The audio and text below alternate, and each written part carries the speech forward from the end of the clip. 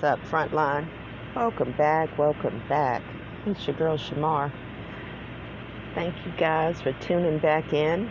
Um, I want to take a little break from the Family Feud. I mean, honestly, we can't even really take a break from the Family Feud, because we actively live the Family Feud. But I want to take a break from talking about it just a little bit. Even though this, to me, will still bring in elements of the Family Feud, I want to shift the focus just a little bit back to what Joseph is promised and what responsibility Joseph's descendants are given, right? Because we know that Joseph was the son of saving. He was frugal. He was very smart. He created a surplus during a time of famine. We see traits of that from a lot of the forefathers. Like, that was a trait that extended down from Isaac. Isaac, we're going to see in a scripture I'm going to pull up today, was known to have created a surplus as well. But I kept seeing a pattern of this reference to sevens, right? I wanted to go back and look at the covenants that were started, right? Now, we always talk about the covenant concerning Abraham and Abimelech, right? Which told you guys Abimelech, years later, Isaac deals with an Abimelech as well. Abimelech means the father is king. So it's really just a title. I don't believe it's the same Abimelech later on, guys. What we're going to see is that there are duplications of the same titles and sometimes the same names. Like, I got to bring some content to you guys where we're going to discover that there are 3 Isaiahs. Okay, a couple of Noahs, one was a female. So there is this convoluting, I think, of names sometimes that goes on too. But I don't want to get into that right now because we're here about this 7, right, guys? And it's all going to do with the oil. I keep telling you guys that the covenants go back. So you got the covenant with Abraham. Then you have a covenant that Isaac enacts with another Abimelech in the future, right? In some places in the Torah, it'll tell us that we see these covenants till this day. So don't all we have to do is track where this oil is going to kind of get an idea of these covenants that are still in place today as it pertains to this oil, right, guys? I was starting to read a story concerning Isaac because guys, I'm digging on these so-called forefathers, right, guys, following the blessing, and I found this story concerning Isaac naming the wells. And you guys know how I feel about the names, right, guys? That this is how they've hidden things in our Torah, right? They're gonna make you do the work. Luckily for y'all, I don't mind putting in that work. Shout out to people sending me stuff too. There was somebody in the comments last week that gave me a book to read, Mary. Thank you for that. Mary Douglas book, I believe. I need to get out there and get that book. Shout out to Young Dragon. He sent me a book as well regarding Assyria, guys. I found an article concerning a guy named Mordecai and the proclamation of the Jews in some place in Grand Rapids he was trying to make called Ararat. Guys, it's heating up and it's getting crazy. I'm finding a lot of this stuff just overlaps. But anyway, getting back to Abraham and this 7, guys, right? We keep hearing a reference to 7s, right, guys? And we know that when Columbus came in here and a few of the other conquistadors to conquer Israel, they came looking for stuff, guys. They came looking specifically for 7 cities of gold, right? We heard this tale about El Dorado and how they were looking for these 7 cities of gold, right? And so when I hear the name that Isaac has named this specific well in Genesis 26, I say to myself, well, that's kind of sounding familiar if we're thinking about these conquistadors that came to conquer Israel and those everlasting hills. We know the everlasting hills belong to Joseph, which means they were given to Ephraim, right, guys? So follow along just a little bit, guys. I want to focus on this 7 just for a little bit today. Let's get off of the Family Feud bandwagon for just a little bit, and let's focus on this 7. Let's do something a little different this week. Genesis 26. Now there was a famine in the land besides the earlier famine of Abraham's time. See? And Isaac went to Abimelech, king of Philistine, in Gerar. The Lord appeared to Isaac and said, "Do not go down to Egypt. Live in the land where I tell you to live. Stay in this land for a while, and I'll be with you, and I'll bless you. For to you and your descendants I will give all these lands, and will confirm the oath I swore to your father Abraham. I will make your descendants as numerous as the stars in the sky, and will give them all these lands through your offspring. All nations on earth will be blessed." All right, through your offspring, all nations are to be blessed. All right, because Abraham obeyed me and kept my requirements, my commands, my decrees, and my laws. So Isaac stayed in Gerar. When the men of that place asked him about his wife, he said, "She's my sister." Right? This is almost the same story that happens with Abraham and Rachel, right? Sarah. Let's go down to 8.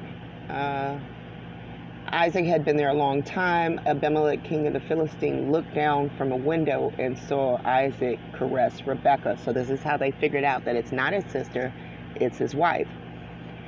So Abimelech summoned Isaac and said, "Is she really your wife? Why'd you say she's my sister?"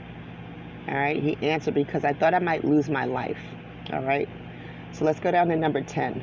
Abimelech said, "What is this that you've done? One of the men might have well slept with your wife, and you would have brought guilt upon us." So Abimelech gave orders, "Anyone who molests this man or his wife shall surely be put to death." So Isaac planted crops in that land. The same year he reaped 100-fold because the Lord blessed him. The man became rich, and his wealth continued to grow until he became very wealthy. He had so many flock and herds and servants that the Philistine envied him. Well, he's going to have more flocks and herds because he's planting crops. So, of course, they're attracted to the food. All right, so let's go down to number 15.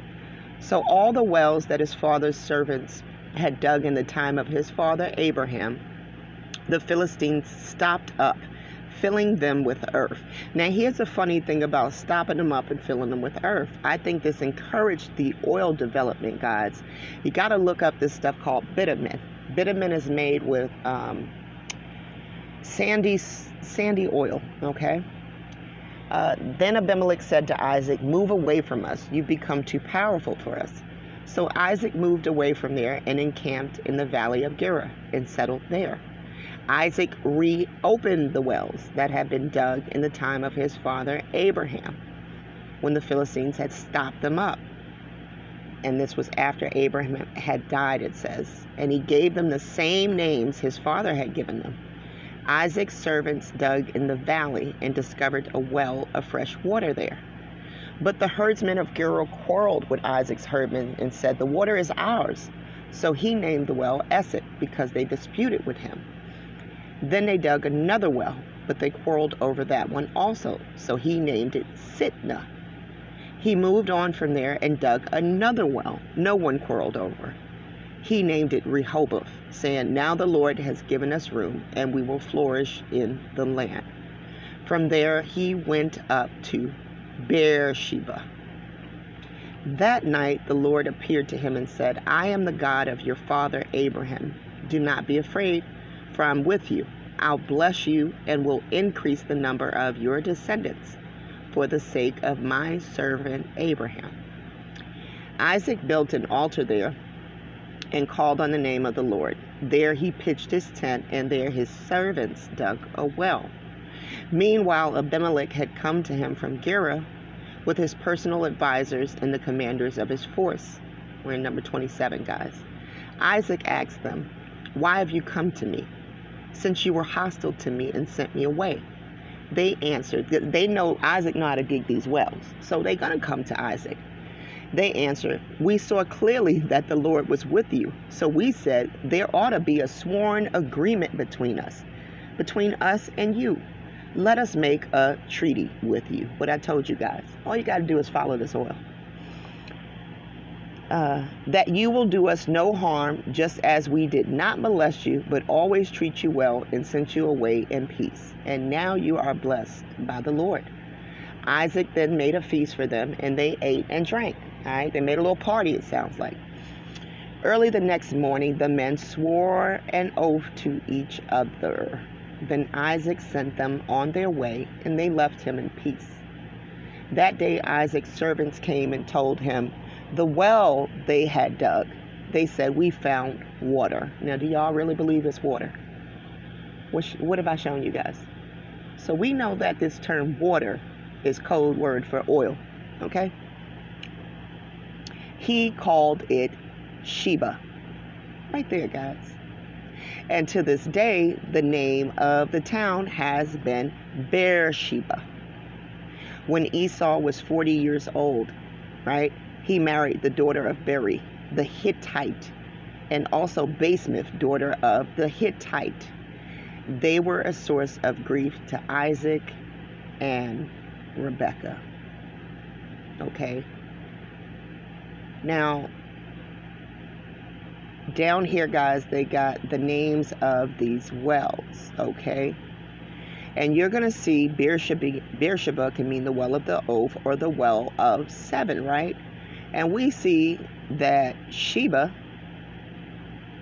means an oath or seven, right, guys? It says here a traditional 7-day period of mourning following the funeral of a close relative that is observed in Judah homes. The family will sit Shibah until, wait a minute here. The family will sit Shibah until Friday. Now, isn't that funny? That's kind of, I don't want to get into that right now, guys, but y'all know I don't trust Moses. Moses ain't mentioned in those righteous men, so I got a right not to trust Moses and where he kept getting all these laws from, guys. But anyway, because this Shibah thing is kind of coming close to another word, guys, where we sit out a day. So I don't know what that's telling us, but could be something, and it could be just a coincidence. All right. So now we get to this Shibah thing, right? It struck me as really odd that this was the word that Isaac decided to name it, right? But then it kind of got me thinking of those wells of seven, right? And how in the Torah there's a mention of 7 valleys, all right? One of them is Hebron, which, guys, right here on the front line, we already know what Hebron means, right? It means confederacy. They're going to say here an alliance, but we all know what it means, okay? There's this other valley, which means the valley of grapes, a valley of fruitfulness for Israel as they conquered the land, right, west of the Jordan. All right, and then you got Elah, which means an oak, associated with pride. Goliath met his match in this valley when David met him armed. All right. Berakah, the name means blessing. When King Jehoshaphat faced a huge army, he bowed before the Lord with the Levites and all Judah. All right, then we got Baca. The name means weeping. This is the pilgrim story of dwelling in the house of the Lord, but having to pass through the valley associated with tears. And what did I tell y'all? That valley is probably associated with Rachel, because we leaked her to the one weeping for her children. Right, guys? It's not Leah. It's Rachel weeping for her children. It's a reference to it a couple of times in the Torah, guys, that it's Rachel. All right?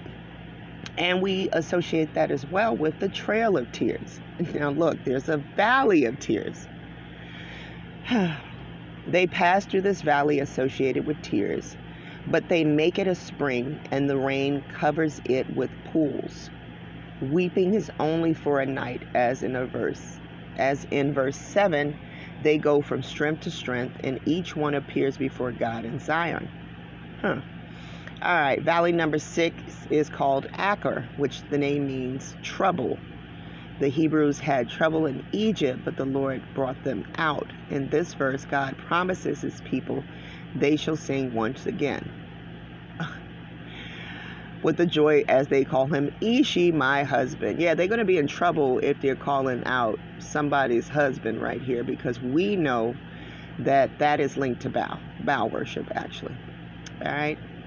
And which we know for a fact that after they came out of Egypt, they went right into Baal worship. We saw that when Moses came down with the tablets. They had made that golden calf. All right, so number 7, the valley number 7 is going to be Jehoshaphat. The name means judgment. This is the valley where the Lord will destroy the enemies of his people. Guys, we already know who his people are, right? That everybody ain't his people. Look at this. And then they're going to throw this name in here, but we know better, all right? At this present time, we are to comfort the people. It says, there goes Isaiah. All right, guys. So there are also 7 valleys where these 7 wells are at, in my opinion, right? We already know one was in Hebron. All right, guys. And just for the sake of looking up Shibah again, this is what Isaac named that well. A period of 7 days of mourning after the death of a close relative. So are they mourning us with this 7th day of rest as being their close relative? I wonder, guys. I don't have all of the answers. I'm not going to sit here and lie to you guys. Look, here's Beersheba, right, guys? And Beersheba means the well of the oath, the well of 7. From the verb to swear, or the word 7. All right, guys? And we see a relationship to the name Bathsheba, which I'm going to bring that in next, as well as, are we surprised, Elizabeth, guys? Beersheba is the name of the well at which Abraham and Abimelech took an oath. Yeah, you're going to see Hagar near a well. Yeah, you are. But let's not forget who's at the well when Jacob comes. Beersheba is also the location where God meets Jacob. In the verse prior, right, it says you're going to see Isaac and Elijah the Tishbite. A famous native of Beersheba is Zibiah, the mother of King Joash of Judah. All right, guys, that's right, because the women are always linked to the well. They're not going to put Rachel in here because they're disrespectful as all hell. The name Beersheba is a compound of 2 elements. The first section is the Hebrew noun bar, meaning well. All right. Check this out. Essentially means to clean, purify, or clarify. Usually, whatever needs to be purified is first pulverized and then sorted. All right? The useful elements are gathered and stored. Okay? Sounds familiar?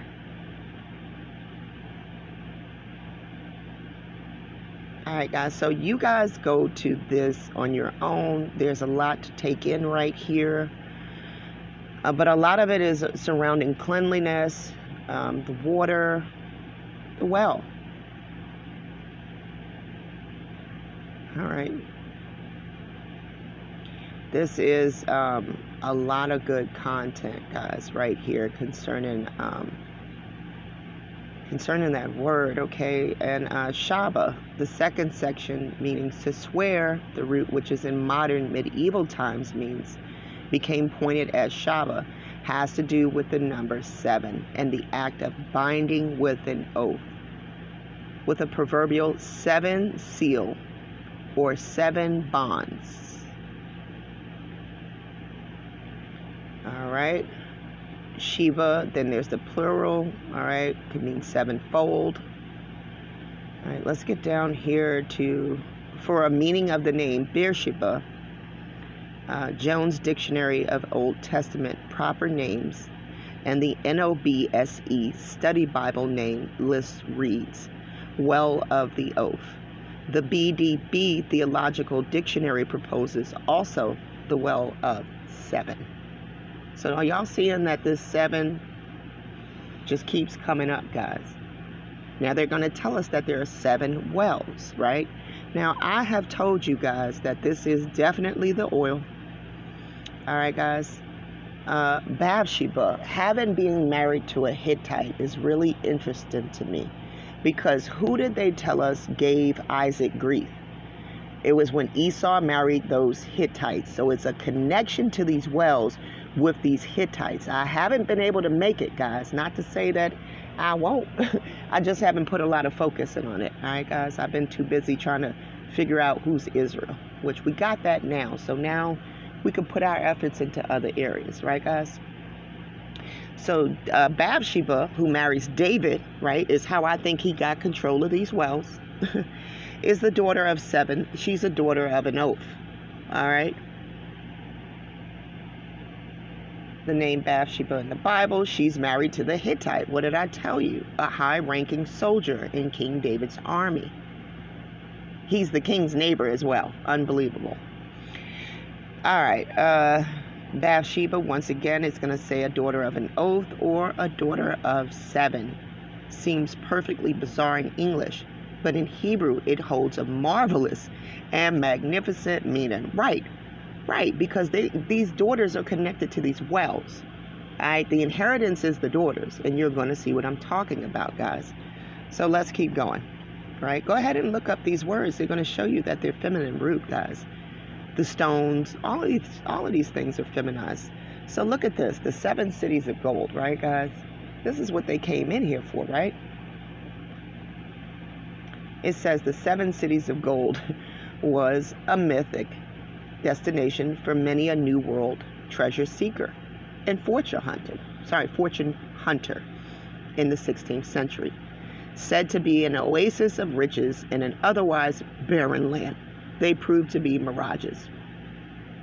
The fruitless pursuit of their location and their wealth consumed a few famous personalities. Cibola was the most famous of the cities. Sometimes the cities are referred to collectively as the 7 cities of Cibola.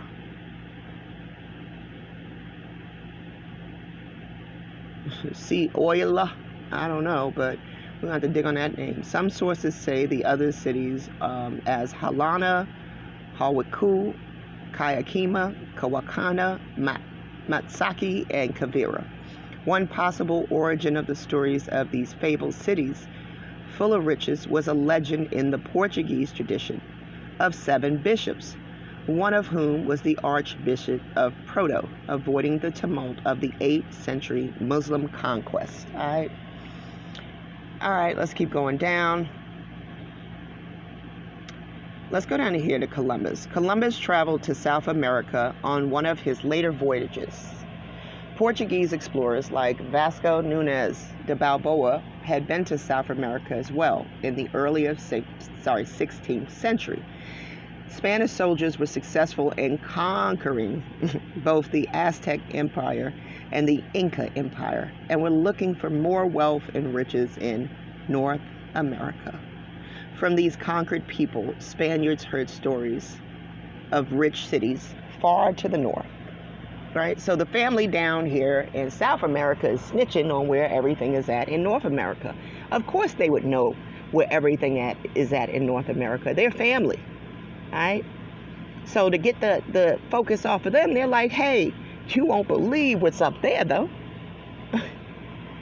All right, so thus was the story of the 7 cities transplanted to the New World. See, get off of us. Guess what's up there? You won't believe. A Spanish expedition led by this guy right here, I don't have time for these pronunciations, ended in disaster, right? They got shipwrecked. One of the things that kept these survivors going was the promise of the gold-laden 7 cities that they had heard about along the way. They had to keep going because they was trying to get this money, okay? They wanted these riches. All right. This guy right over here is the Viceroy of New Spain, dispatched a small group of people to find these fabled 7 cities in 1539.